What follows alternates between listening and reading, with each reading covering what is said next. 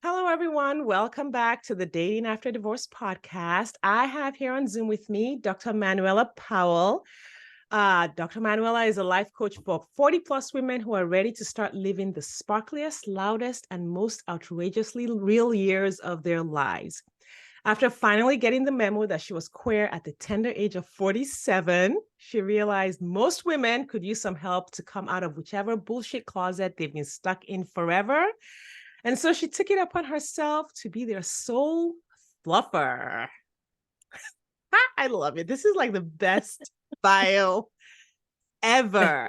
And I'm going to let you just tell the audience, all about yourself, because like there's so much good stuff in here in your bio. But why don't you introduce yourself to the audience? Tell them a little bit about who you are and what you do. Sure. Thank you so much. And so glad to be here talking to you.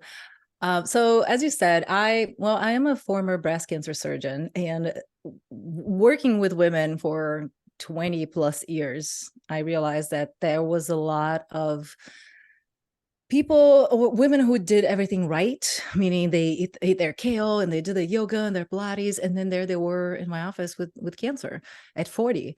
So I realized that the dynamics a lot of times with the partners or the families, these are women that, yes, did everything right, but they did everything that they should and not things they wanted to. So they were living with this mask and just this, just doing things, checking the boxes like they were told to do, like a good girl.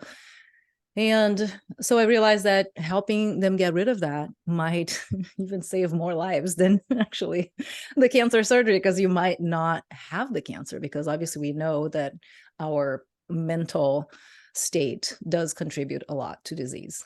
Yeah. Amazing. Oh my goodness, that is amazing. And it brings back one of my early clients. Like I worked with her, she's been like 4 or 5 years ago, and she came to me for like divorce recovery. And she had filed for a divorce because her doctor, her oncologist, told her she had breast cancer, and so it was in remission, that she should not have had breast cancer. She's like, she said, my oncologist told me that I had zero markers, and I don't know all the medical terms for this. Like genetically, you should not have breast cancer. There's no reason for you to have what you have. Yeah. And I do think that, when we do that, we live life like that, just doing everything for everybody else, be it our partners or even just society in general, we do have a lot of resentment, because it's like, why can't I have the things? Why, and even worse, when you do have the things, meaning you have a good career and relationship and kids and all the things, like you checked all the boxes and you're still not happy.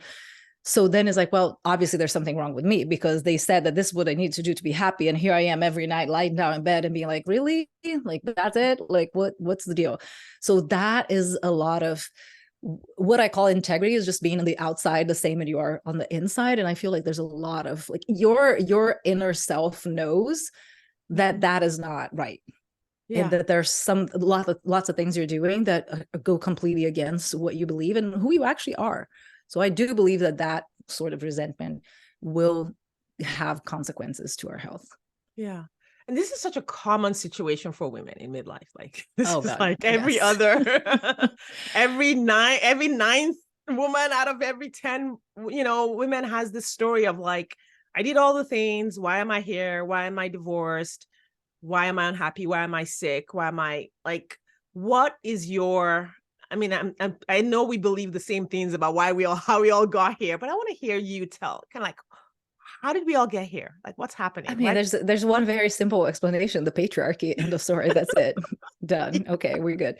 Because really, we have been as women oppressed forever. In that we're seen as less than. We're seen as we need to conform to these certain rules. I just saw recently Dolly Parton, the queen, the goddess, just showed up with her little shorts and whatever the clothes that she wears. And oh my God, people are just like, she is 70, whatever. That is absurd. I'm like, just what? The woman has like 75 Grammys and Oscar nominations, like all the things. Just, can we just like not do this? So all those things, even if you're a badass feminist or if you're progressive, there's so many little messages that you get that just keep telling you that you are a little less than, just a little less than. You're just not, it's just not the same. Like, we don't make the same money. And, the whole like men's plan, whatever. There's so many things in the media that just keep reinforcing the message that we should not make waves. We need to be polite. Everybody needs to be taken care of. And, our job is to serve others, et cetera, et cetera. So all those things, like, this is not our nature. We're not, of course we want to help others. Like, we're here, like, I was a doctor, now I'm a coach. I love helping others, but not to the expense of myself. And one thing that I like to say is that there is the word selfless and there's the word selfish. And I think we need a word in the middle, which I call selfful, because it's not about being selfish. Yes, we care about other people and we want to do things for others. We want to help, we want to contribute, but not to the expense of our health. Yeah, 100%. And, and I won't go down this rabbit trail, but there's just the narrative about how those words are even used. Who do those words apply to? I rarely hear about the selfless man. Oh God, selfish man. Totally. Yeah, exactly. No, they're doing their thing. They're working all day and then they'll raise the kids or whatever it is. It's just like, oh yeah, sure. I'm the one who cooks and takes care of the kids just because it's how it is, or I do it better or whatever. Right. Like, it's just like, there's so much of that. And not to say absolutely there's lots of men that do so much of their job. Let's just be clear. They're not helping their wives. But, it's the messages we get even when we are in these relationships, which my marriage was. My ex-husband is very present in our kids, and he was very present at home and all these things. But still, we still have those messages from society. Yeah. So you were married, you've been divorced, you're in a relationship now, which is we're here to talk about. Yeah. All of that and get the good tea. How did this play out in your own relationships as well? Just, being socialized as a woman and being seen as less than, like, how did that play out in the way you showed up in your marriage or in the way your relationship dynamic? Yeah, I think in my marriage, I still had a lot of those messages playing out. So I got married and I had kids quite late. I met my ex when I was 40. He was 28, by the way. So I was like, what? That's not even happening. And we lived in Hawaii. It was like, everything is fine. It's great. This is just whatever. And eventually, well, it wasn't. And we decided to build a life together. And I had kids pretty late. I was 42 with my first and 44 with the second.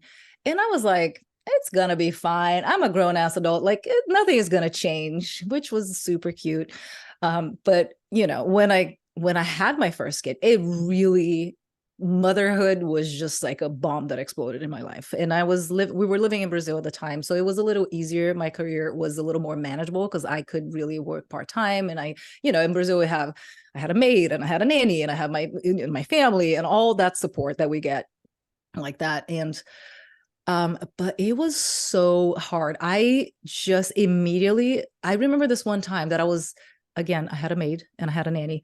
And I remember this time when I was washing a bottle because both my sons, they breastfed and then they needed formula because they couldn't stop eating ever. So I was washing a bottle after having breastfed and I look, across to my ex, and he's like, had the baby in a little, that little sack that we put in front. And he was doing his thing. He was reading a book or doing some work. I don't know what he was doing. He was doing something that was not baby related. And I remember like looking at him, I was like, oh my God, look at him. He can actually do, I remember like just being like, how can he do anything else? So it was not that he was saying, he was like, oh yeah, you do the things. No, I had other people that could be doing that, but I felt so, this is my job. I have to do it, until I had to like really like force myself, like, okay, I need to like tone it down because it's just impossible if I keep going this way. So I think I put myself, because of all that, I put myself in this situation of like, oh, now I have to, I don't know what switch just flipped in my mind. Then now I'm this servant to this mini being. And then of course, if you're a servant to this mini being, let's just be a servant to everybody else who needs something, because why not? We're already here. So I felt like I was always a badass person my whole life. I was called intimidating so much. I mean, I was a cancer surgeon, firefighter, all these things. And then now I'm here just like doing everything for everyone and just like becoming, like feeling myself becoming small Mhm. And until the day that I realized that I was like, wait, what? I found a picture of me when I danced in a burlesque show. And I looked at that picture and I was like, where is this person? Like, what happened? And I look at myself with the mom jeans and I haven't even put like an earring for like a year, just like, I took a shower today. That's great.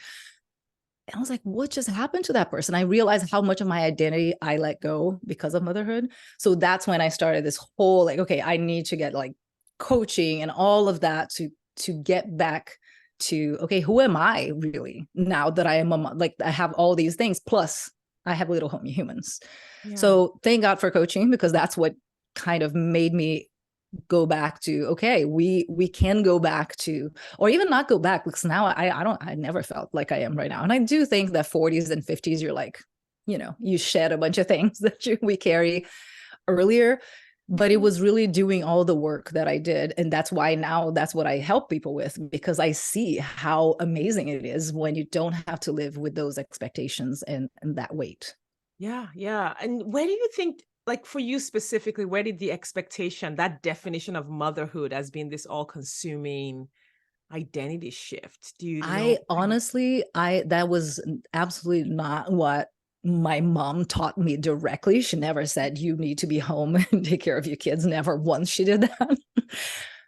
I think again, it's really the weight of society, because it was not, I was a professional person. And of course, in the professional life, especially the time that I was in Brazil, there was so much the whole macho stuff and so many, harassment, all those things that are like, yeah, they're just how it is kind of thing. And just like, yeah, we just have to take it because that's what men do and whatever. So I don't know. I honestly don't know. And I've been, I've asked myself a lot that, because I was not raised to be a housewife. Not that there's anything wrong with it, but I wasn't raised to that. So that I didn't learn that, being home. I think it's just society. I don't It know. really is I really don't know. all the Yeah. images we see. And I think mine came probably a little bit from religion. I became religious as a teenager. So like that was like my rebellion against my parents, was to become super religious because they weren't. And I think that environment is kind of where I got the whole like, oh Yeah. yes, motherhood, Yeah. like the Madonna, the image of the Madonna. Yeah. Absolutely. Yeah. I have no clue, because I was never like that. Mm. I actually didn't even know I wanted to have kids until my first niece was born when I was 30. And then I was like, oh, I totally want to have kids. Look at that. I love that person. I don't even know her, and I love her. Yeah. But until then, I was like, I don't even know if I want this. I never particularly liked kids. It was just like, what? And so that's what I'm saying. How even a person like me could Mhm. be in this situation. Imagine all the other people who grow up in way more oppressive societies or Yeah. families or communities in general. Yeah. Yeah. 100%. All right. Let's Yeah. talk about dating Yeah. and relationships. So you have been divorced how many years now? So we separated in November 2021. So 2 years now. 2 years. Yeah. And like, what were your thoughts like after the divorce when it was like, done? What were your thoughts Yeah. about dating and a new relationship? I wanted nothing to do with it, like absolutely nothing. I was just like, at some point, right? Because obviously there's that first part of the separation and divorce and all that, that like everything sucks and everything's horrible. What do I do with my kids? Like how help them to, adjust to everything. So once that was sort of settled, I was like, okay, what's the deal now? And I started doing something that I always loved to do and I haven't been doing in forever, which was dancing. So I started doing a lot of partner dancing. And so I had that, and I had my business, and I had my kids. My life was great. So my friends are trying to set me up at some point, like after 6 months or so. They're trying to set me up with people, and I'm like, absolutely not. I do not have the bandwidth. I do not. I felt like I don't need a relationship in my life. My life is really good right now. So like, where would I even put a relationship at this point? And so it was like actively kind of like, nah, like not against it. Like if I meet someone, fine. But like people like, are you going to go in the apps? I'm like, absolutely not. No, that's a whole job. I don't want to do that. I'm fine. Yeah. And so Yeah. how did you meet your partner? Like what was the switch? Did you become more Right. open to it?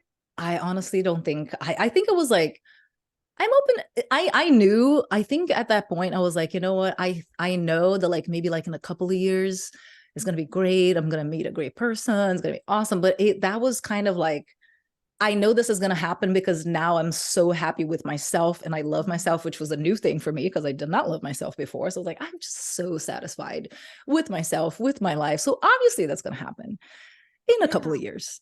And then I went to an event in New York. Our friend Serena, I was in her mastermind. We had this live event there. And since I was in New York, I live in Texas, in Austin. So I was like, well, I'm going to go to DC. I lived in DC for a while and I hadn't been there in like 8 years. And I have friends there. So I called one of my friends like, hey, I'm coming to DC. He's a musician. He's like, oh, I have this gig on Saturday. It's going to be great. So cool. I'm going to go on Saturday. But then on Thursday, I was like, I've been here like for the whole week. I'm good. So I called my friend. I was like, hey, is there anything going on Friday? Because I think I'm going to go. I was like, oh yeah, I have a party at a castle. It's like, perfect. I'm coming on Friday. And that's where I met him. Yeah. How did it happen? Like, and listen, don't spare us any details because I know the listeners want to hear. Girl, I will people in person. Do you want the detail? I will tell okay. So I would tell all the dirty details. Okay. Because I love the story, honestly. So here's the thing. I did not want a relationship, but I'm still human. And I was like, it would be great. A one-night stand. Because, that would be awesome. It's just like a one-night stand, have some fun, go home, end of story. Right. So like DC would be the perfect place to do that because my friend is going to be there on stage playing, it's a show. That's going to be good. That's my plan. And I'm very good at, making these things happen. Making that happen. So I was like, I'm going to make this happen. So we go to the party. And at the party, actually, I was kind of not even thinking about it. I was more like, maybe in the show tomorrow. So I go to the party and they're having this jam session, right? Everybody's like there. My friend's the guitar player. So he's playing the guitar. And before we get there, he said to me, he was like, there's this guy that I really want to play in one of my bands because he's a really good drummer. He's awesome. So I'm going to text him to come down and jam with us. So I'm there watching them play. Eventually the drummer comes and they play. And when they stop, I started talking to him. I was like, okay, this is the guy. This is where we're going. This is what's happening. Okay. This guy is a perfect target for my specimen. Yeah. So I was like, okay, this is what's up. But so we talked for a little bit. And then my friend who was doing whatever came to call me to do something. And as I turned to talk to my friend, this dude disappears, like just leaves. And I was like, what the hell? Like, what? You just left. Dang it. So, okay, we decided to leave. The party was kind of weird. So like, okay, let's leave. So we go. When we say goodbye, I say goodbye to him. And it was kind of like, we just held hands. I'm like, bye. And it was kind of, there was a vibe there. I was like, okay, maybe there's something there. So we leave and I tell my friends like, hey, what's the deal with this Ben guy? And he's like, oh, he's a great drummer. I'm like, no, none of that. Like, he's cute. What's the deal? That's what I want to know. He's like, oh, okay, you like him. I was like, yeah, is he going to your show tomorrow? And he's like, well, I can invite him. And I was like, okay, here's what I would like you to do. I want you to invite him, but I want you to tell him that I'm inviting him because then it's clear that it's like, and this would be, he would text him on a Saturday at noon. And this show is like at 8 p.m. So like you have so many, he plays in 5 bands. So like first of all, it's a miracle that he did not have a gig on Friday and Saturday. First of all, like that never happens. But so he texted him and he says that, and he says, oh, I thought you guys were together. And it's like, no, she's my friend. I actually have a girlfriend. She wasn't there, whatever. So it's like, oh, okay, yeah, I'll see you tonight then. So cool. And I was like, okay, it's on, right? Excited. So I get to the show and he arrives, cool. My friend goes play. And as we're sitting there, at some point he turns to me. His name is Ben, by the way. So he turns to me and it's like, hey, do you want to go dance? And I was like, excuse me. What do you mean? I was like, let's go dance. Do you dance? I'm like, okay, let's go dance. So then I'm like, all right, this is perfect. I knew it. All right. So we dance. It's great. As my friend is, the show's over, he's grabbing his stuff and all that. So I go to Ben and say, hey, so what are you doing now? This is like 9 p.m. And he's like, oh, I'm going to go to this bar to watch this band that I've been meaning to see. And how about you? I was like, oh, I'm going to say yes when you invite me to go with you to watch this band. And he laughed and I was like, oh, do you want to come with me? And like, yes, please. So we go and we dance again. I was like, oh, this is great. Cause I just adore dancing. It's so perfect. And, partner dancing is such there's so much connection. Anyway, so I was just like, this is excellent. So eventually we leave this bar and, we're there and everything is fine. And we're flirting and like, so we're talking about divorce and dating because he was also divorced. He had told me that on the party the day before that he had been divorced for like 2 or 3 years, whatever. And it's like, how is dating? It's like, yeah, no, dating's like, I don't know. It's kind of, it's hard. Is that the whole thing? Like we go and whatever. So, what we know with the people that like, okay, we're divorced and we're just like trying out all these things and I'm on the apps and I'm doing the thing. So we're walking out to the parking lot and I was like, what the hell? Like, what's going on? So I just turned to him at some point. I was like, so quick question. Are you going to kiss me or what? What's happening? And he was like, yes. So he did kiss me. And it was so like that moment, I was like, crap, this is not going to be just a one night stand, is it? Damn it. So anyway, yeah. So we did go to his house and sorry if you feel this, if you're listening, you're like, oh my gosh. I was like, yes, I can do whatever the hell I want. So, I recommend it. It's great. So I went to his house and left. And I knew he had a gig during the day, the whole day, the next day, which was Sunday. And I was going to leave Monday morning. And I woke up and I was like, I can't leave without seeing him again. Like, I'm never going to see him again. Like, no. So I text him and say, hey, I actually can't stop thinking of you. So I want you to kiss me more. Can we do that? Which was like, it actually made me super nervous because he would be like, what is this crazy woman? Just like, yesterday was already like, just like hounding me. What's happening? And he was like, no, oh yeah, no, that's great. That's a great idea. Let's do that. But he was like, but I have this gig the whole day and you're leaving tomorrow morning. But I only have my kids on Tuesday. So I was like, well, I can change my flight to Tuesday. So I was like, great, I'll pick you up Monday morning. I'll drop you off at the airport on Tuesday. And honestly, like those 24 hours, we had all the conversations and because I was like, okay, I have no time to lose. Okay, I don't want to be playing games and all that stuff. So like, hey, here's the deal. I live over there. Like, here's how my life is and all that. So, and we were just like so open and we told each other so many things about our lives. And we realized that like, no, yeah, I think this is something that could be cool to pursue. So let's see what happens, Amazing. How long has it been since you started seeing what happens? That was a year and 2 months ago. Amazing. Yeah. And you live in Austin still. Yeah. He lives in DC still. Yeah. And one of the reasons I was super excited to have you on is because my listeners and my clients are constantly asking about long distance relationships, which, as a general rule, I generally discourage them because they get complicated. There's a lot. And of course, there's always outliers. And I always say, hey, listen, guys, I'm not saying long distance relationships don't work. Right. However, the ones that do are outliers. And then you are one of the outliers. So it's not for everyone. Talk about that. Yeah. I would say it's not for everyone. I actually love it because of all the things that I said previously. My life is full. I have a lot of things going on. And, we do make the time to see each other. First of all, I don't think it's possible if you don't have a job like I do. I can go wherever. I don't have to be tied to a location, which is actually one of the things when I quit medicine. I'm like, my one goal, I had 2 goals. I want location freedom and I want to still help people.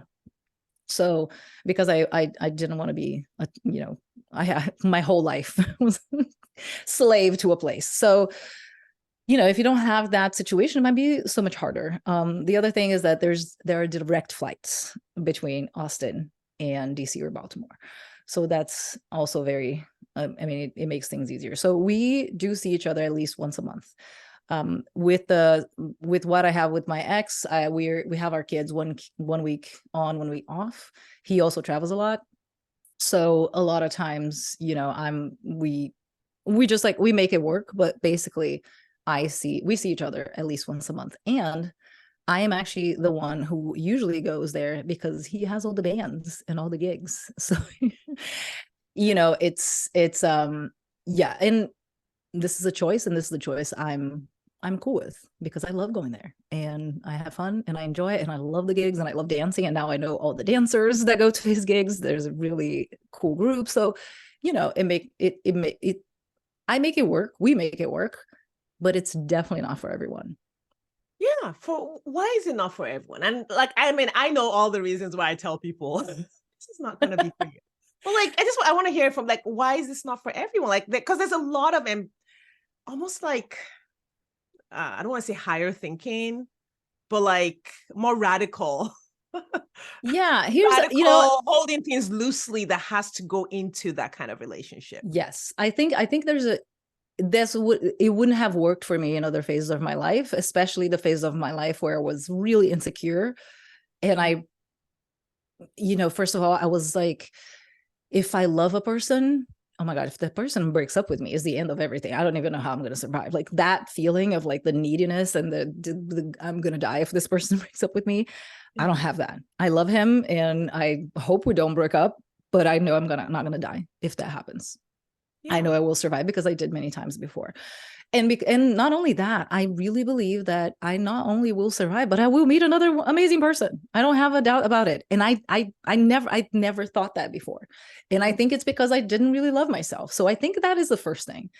You being really secure and in love with yourself first. And I know it sounds such a cliche, but it's really true that makes a huge difference, because there's a lot of things that go into making a relationship successful. And I actually talked to him today and was like, hey, I'm going to be in this podcast. What are some of the things that you think? Because I was like, I want to actually come here with some actionable things, or at least like very practical things. And I have 5 things that I think are very important for a long distance relationship to work. And do you want to go through them? Oh, please. I'm like riveted.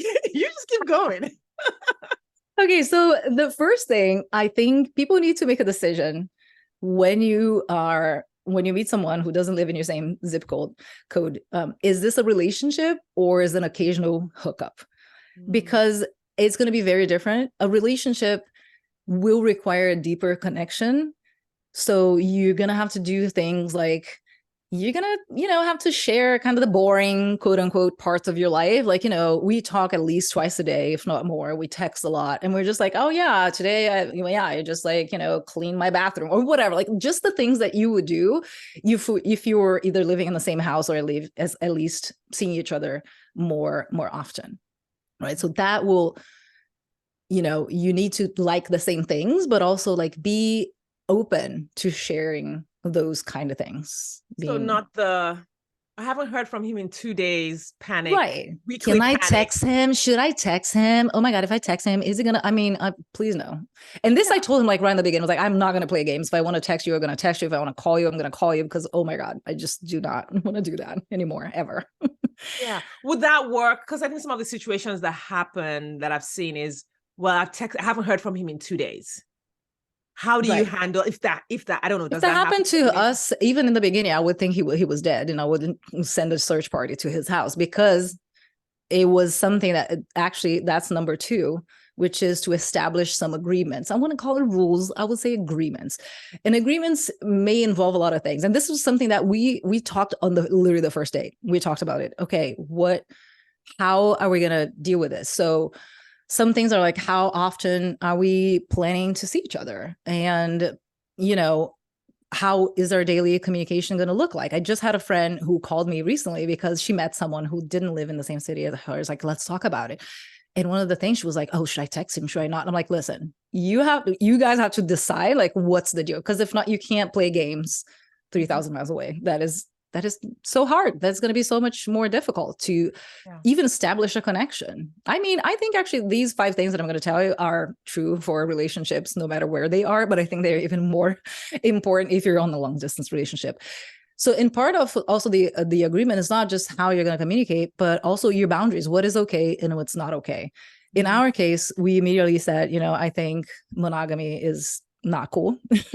So we're ethically non-monogamous, which is a whole other conversation, but that requires so many conversations about what's cool, what's okay, what's not. Yeah. But even if you're not in that situation, define ethical non-monogamy.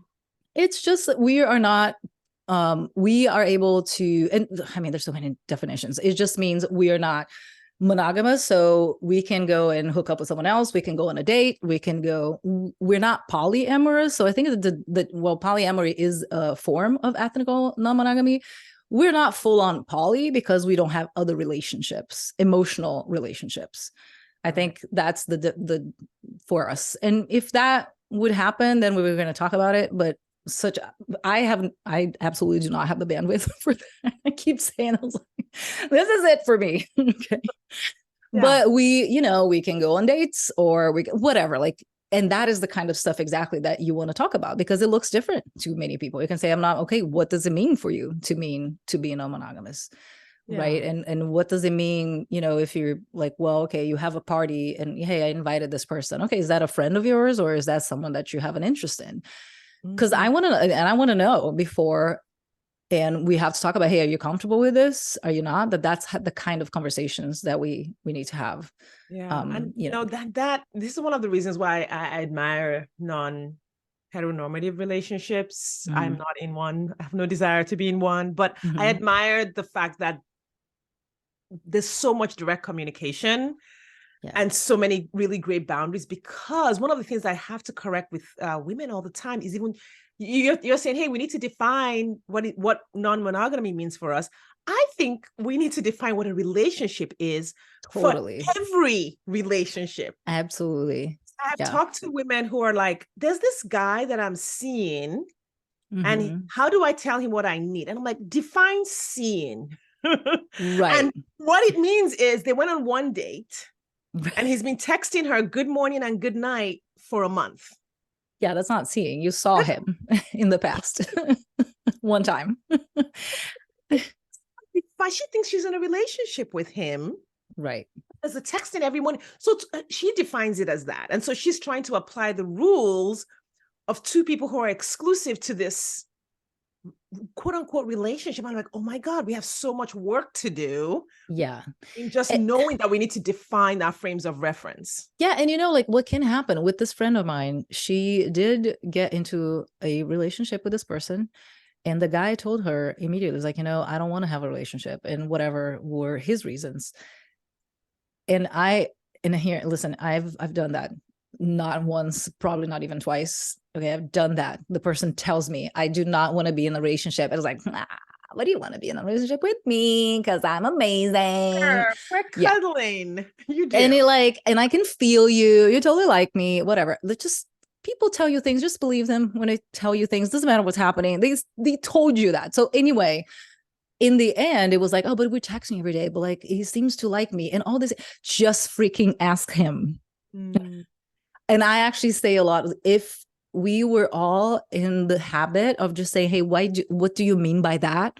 If we were in the habit of asking that question like all the time to all the things, everybody would be happier in all the things, in business and relationship and parent, all the things. Because like, what does it, let's not assume, oh, but he said that, so I think it's that. And no, just freaking ask him, what does that mean? Right. yeah. So if you go and you say, hey, I'm actually super into you and I would love for us to have, we said that to each other. It's like, hey, I'm in love with you. Like, I know we just met, but like, I'm super in love with you. So like, what are we going to do? And he's like, yeah, cool. So how are we going to make this work? I'm like, well, we'll see. Yeah. Right. So it's just like, okay, what does that mean? Okay, I'm your girlfriend. You're my boy. What does that mean? Oh, this is what it means to us. Doesn't mean, that everybody's going to have the same definition, but you need to know what the things mean to you. Even if you're just seeing a person, okay, are you both on the same page that you're just seeing a person? Yeah. Anyway, so I think like these are very important. So the first thing is, you have to decide what kind of relationship you want to have. Second one is to establish all these agreements. The third thing is really hard for a lot of people, is to trust the other person. Ooh. Because it is, I don't know if it's impossible, but oh Mhm. my God, like why you're in a relationship with a person that you don't trust, number one, just don't. Just as a rule, just please don't. Because I know we do these things because like, oh, but he's amazing or she's amazing, whatever. Like, and here we are, like these people, oh, I love them. But if you don't trust them, like how can this be anything? Yeah. So jealousy is even Yeah. less How do you sustainable in a know? long distance relationship than it is in a local relationship. Yeah. And I do want to talk about trust a little bit, because there's so many so many nuances to Yeah. that, because I think a lot of trust, when you trust your partner or the person you're in a relationship with, half of that trust constitutes the self-trust that you can Yes. handle them breaking your trust. I think it's almost all of it is like you trust yourself. What I said in the beginning, I'm not gonna die if this person quote unquote hurts me in some way. Ah. So you trust that, and you trust that it's like, well, no, I made the right choice for me right now. Like this is a person that I can actually, he's saying or she's saying these things, and I actually can hear those things and be like, yeah, these are compatible with the actions that I'm seeing, and everything kind of, feels like, we do know. I mean, and I listen, I had a boyfriend once that was a complete psychopath. I needed a bodyguard. Like it was complete. So there are these people that will manipulate you and do horrible things for sure. So I don't want to dismiss that. But in a regular relationship, there's a lot of things that were like, I knew since the beginning, even the psychopath, like I knew kind of the beginning, not that he was total psycho, but that I was like, what am I doing with this guy? But even choosing to believe someone when you see the red flags is a sign that you're not trusting what's coming up. Yes, because you don't trust yourself, and you're like, well, and also you're like, well, this person now likes me, so like, and then they're great because, and then you have all the reasons why they're great. I'll never find someone else like them. What if this is the last person? So all of that, I'm not going to find someone, or this person is amazing and they love me. So obviously, I mean, I should just that red flag's like, no, never mind. That's obviously not. Yeah. So we do not trust ourselves. So trusting the person, first of all, to actually trust that they're not going to be, doing whatever you agreed you won't do, but also that is like, that it's worth it, that you're not, because it's work, obviously. I mean, every relationship is, but if you, add a bunch of plane rides and all that in the middle, it's even more work. So it's really, without trust, I don't see how to move forward. Like I would really recommend against. But that would be true for anything. The fourth thing is to be ridiculously open and honest to yourself and to your partner. And the honesty with yourself means always making sure that your needs are being met and that you're not having expectations that won't ever be compatible with the reality of your relationship. For example, if you want to have kids, and like Ben and I, we don't have plans to live in the same place. He's not going to move here and I'm not going to move there. So this is our relationship and we're fine. If either of us wanted to have kids with each other, that would really be a problem, because like, how are we going to do this if we're not going to live in the same city? Yeah. So you do have to be honest with yourself, because if there is something that is really important to you, there is nothing that person is going to do that is going to fill that void. Yeah. So if you want to have kids, or if you want to know what I want is like a person to every single day come and massage my feet and watch, movies and eat popcorn every single night. Because obviously we do that, but like we do that once a month, So yes. It's not the same. So you really need to, again, know yourself and be honest with yourself to be like, is this really meeting my needs? Because if it's not, you will resent that person. Right. And no also, like, the relationship is what it is now. It could morph into something, but almost like accepting that it is what it is right now. Yeah. And that part is like, it's important, because like in the beginning, you might even talk, okay, if this goes, because obviously a lot of people are in long distance relationships and they then move into the same city, right? So of course that happens. But you have to really be realistic about that. I see a lot. I was in a Facebook group for a little bit about long distance relationship. I quickly left because that was giving me anxiety attack, because I just wanted to tell everyone, I was like, what the hell are you doing right now? This is crazy. Those are the conversations I typically am having around long distance. And I'm like, you know what? Why don't we put all that energy into finding someone in your city? Yeah. So there's a lot, there's a lot that you can see that is like, it's just not serving you. And yeah, it might be like this friend of mine, she was really sad. She really liked this guy, but like in the end, it was like, listen, he doesn't want a relationship. What are you going to do? Yeah. Even if it was like living next door to you, like there's nothing you can do. But like if he's far away, that's even harder. Like that's not going to work. So you just need to, like, you're not going to convince him. You're not like, there's none of that, which is again true for all relationships. So you just have to at some point be like, no, let's go grieve this thing. Let's go cry for however long and eat ice cream or whatever it is that you do when you're grieving, and then we're going to move on, because that's not the end of it. It's just a little blip in the road. And the fifth thing, which is a more practical thing, is as much as possible, I would say to share the burden of travel. So as I said, I'm the one who travels more. And we talk about it. And I know it kind of bothers him in a sense. So sometimes he buys my plane tickets, or he would do things like that, or we would meet somewhere else if he has the availability. But it does, make it's really tiring. So a lot of times, like, I'm going to travel tomorrow to see him. And yesterday I was like, oh my gosh, just have to pack again. So I know when I get there, it's like, oh my gosh, it's amazing. I'm so happy I'm here. But like, there's that point I was like, oh, can someone just come here and just pack? And now obviously I have, all the hacks and all the things, but still, you're still going to pack in a bag. You're still going to go to the airport. If that's, the kind of distance there is, or you're going to be driving or whatever. So if you can share a little bit of that, that will make it easier. And if you don't, like in my case, just be very clear with yourself if that's something you do. Because like, I have to do it, because if I don't, we're not going to be in a relationship. That can be true. But make sure you're not resenting them or being like, well, but I come here all the time, so you have to do whatever the other thing is to kind of like balance things out. And if you think there's like, we had a conversation once of like, hey, how about we share the price of the tickets?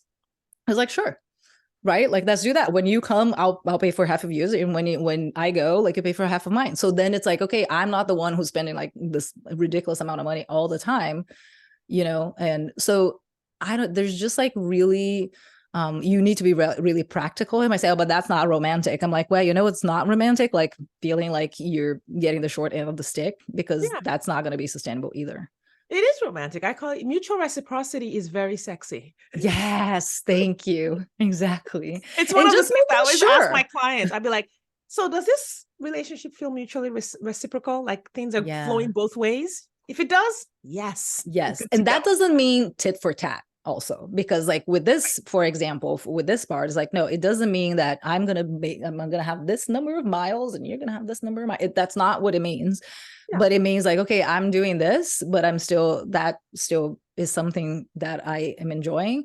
And we always say for both of us, like, we're going to be in this relationship while it is, attention, I am going to curse now, but there's no other way to say this, but we're only going to be in this relationship while it's a fuck yeah for both of us. When it's stopped being that, then we're not going to do it anymore, because it is work. So for now, it's like, we're like, no, we're still, and we talk so much. We have so many conversations. Like, I never had these kinds of conversations before in relationships.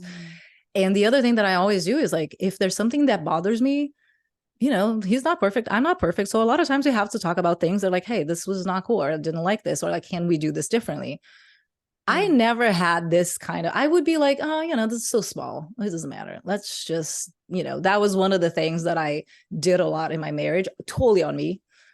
And I think it really corroded the relationship, because I was like, that's why, if I say that, then, it's going to be a fight or whatever. Well, if it's going to be a fight, it's going to be a fight. And if they're going to get mad, they're going to get mad. And that is one of the things that I really work a lot with my clients, which is to allow people to have their feelings without you having to go and comfort them, or you're not responsible for their feelings. Obviously, don't be an asshole, right? I'm not saying that, but just like, say what you need to say. And a lot of times, it's like, hey, this is how I want this to play out. Are you available for that? And maybe the person's going to say, no, I'm actually not. Here's what I propose. And you need to have these conversations all the time. Yeah, 100%. All right. Got two more questions for you. Yes. One is, how is having a long distance relationship? It's got to have some advantages over. Yes. And I want to hear that. I have 5. I'm going to say, I'm ready for this question, because I was like, I want to say that there are advantages. First of all, I think it's really hard to get tired or super annoyed with the other person. Even if we're like, oh my God, this is kind of an annoying thing that you do. It's like, I'm leaving tomorrow. It's fine. And then we're like, oh, and then we don't see each other for 3 weeks. I'm like, oh my gosh, I miss you. Forgot about it completely. And then we see, and if it's something that is like recurrent, okay, let's talk about that thing. Right. But if it's just, I'm like, because honestly, I don't know if it's the phase of my life, or if it's just like, I just really love myself too much. I kind of have a very low tolerance for people in general.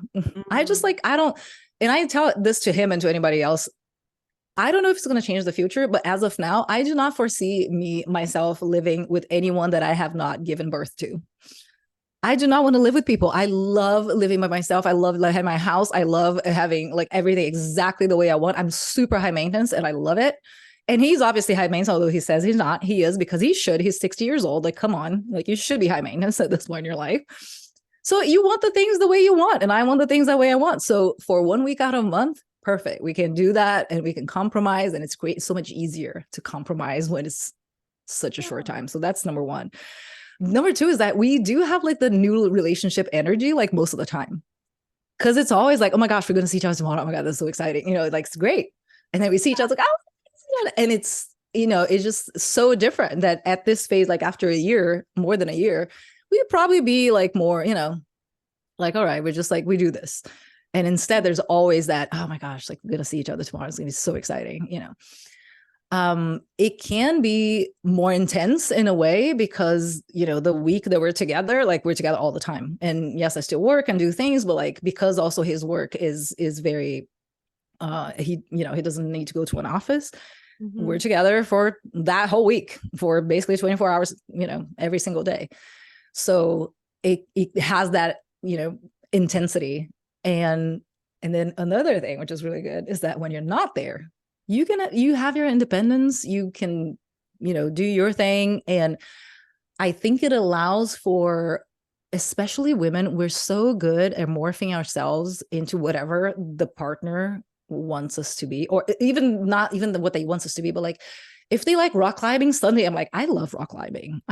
You know, I was like, oh my gosh, this is amazing. I love it. Right. And it was like, no, like my ex loved camping. I'm like, bye. Have fun. I'm not going. Like my bed, you know. So like that is so much easier to do that, because then he's like, yeah, sure. He likes hunting. Can you imagine hunting? He said, yeah, you have to like sit very still and be very quiet and not call attention to yourself. I'm like, these are things that I hate, all of them. Like I literally, yeah, I was like, what are you talking about? I am very loud. Red hair. Bright red. I was like, sitting still for the whole day, you are insane. And then you shoot, like, stop right there. I can't. But like he can go, he did the, you know, Thanksgiving, he went and did that. I'm like, good, amazing, go do that, because that's how, you know, you grew up and you love that stuff. And great. Of course, also having common interests, but you know, you have time to pursue the things that are important to you that don't necessarily have to involve them. So it does make you, even if you don't want to, like it makes you have your own life. Like you do have, you know, the week that I'm not with my kids and I'm not traveling, I'm not going to sit in my house all day. Like, okay, I'm going to like, you know, meet some friends, or I'm going to, whatever, you need to go and do things. And the fifth thing is like, it can't feel like that time when you go see them, it feels like a vacation. So I basically have 1 week vacation every month. You know, I have that vibe of like, this is even if I'm still working, it still feels like, you know, I went on a trip and we're doing different things. I'm not in my house, is all of that. So I actually do like it. Yeah. I mean, it sounds amazing. And my husband might be in trouble right now. Like, you need to move out, sir. We need that new relationship feeling. Absolutely. Yeah. That is really, and it was something that he said today when I asked him. He was like, oh, there's like the new relationship energy. It's like, oh, that is such a cool thing. Because I haven't like worded it this way. And like, that is so true. Like that is such an important thing. Yeah. And we get, I think, you know, like my husband and I, we get that whenever one of us is out of town. Yes. Like you start missing the other person, you forget all of the annoyances, yeah. You know, it's great, but you get to keep that going all the time. Yeah. And my last question was, how did you know Ben was the one, at least the one for now, you know? Yeah. So I mean, that is such a hard and easy question at the same time, because first of all, I don't think there's the one. I think there's the one for now. Yeah. Right. Like I had several ones that were the ones and now they're not the one. So that is one thing that I think is really important. I think people put so much, even when, you know, when I got divorced or we separated, people are like, oh, I'm so sorry it didn't work out. I'm like, what in the world are you talking about? What do you mean it didn't work out? We have 2 kids. We're really good friends. We're like, yes, it did work out. It just ended. It doesn't have to be eternal to mean it works out. So, you know, he was the one then, and now it's been, but I don't think it's a thing that you can explain. And I think actually, if you try to justify, if you're justifying a lot, it'll say, oh no, I like it because there's this thing and that other thing and that other thing. I'm like, I don't know. Like, do you do that with your kids? I'm like, yeah, I like my kids because, like, you know, I had like these tax breaks and they're kind of cool. No, you're just like, I just love them. I don't know, like, you know, whatever. That's I love them. Right. Yeah. It's interesting because I noticed that when we separated, people were like, oh, what happened? I was like, nobody asked what happened when he said, I'm going to get married. Like, oh, why? I'm like, because I want to get married. Like, what are you talking about? Right. It was like, when you're not, I was like, well, because it's not that anymore. So the answer I'm hearing is because I want to.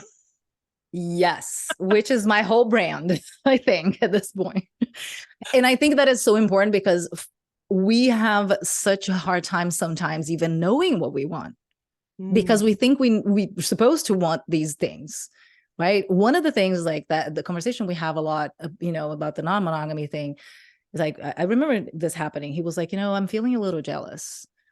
And I was like, and I'm annoyed because I'm jealous, he said to me. And I was like, wait, why are you annoyed because you're jealous? I was like, because I shouldn't be jealous. I'm like, listen, for 60 years, you heard the message, thou shalt not share your woman with other people. And now here you are sharing your woman with other people. Of course you should be jealous. That's exactly what you should be, because that's the message that you got. So like, just be jealous. If you're jealous enough to think, hey, this is not where I don't want this, then you're going to tell me, and then we're going to decide what to do. Right. Yeah.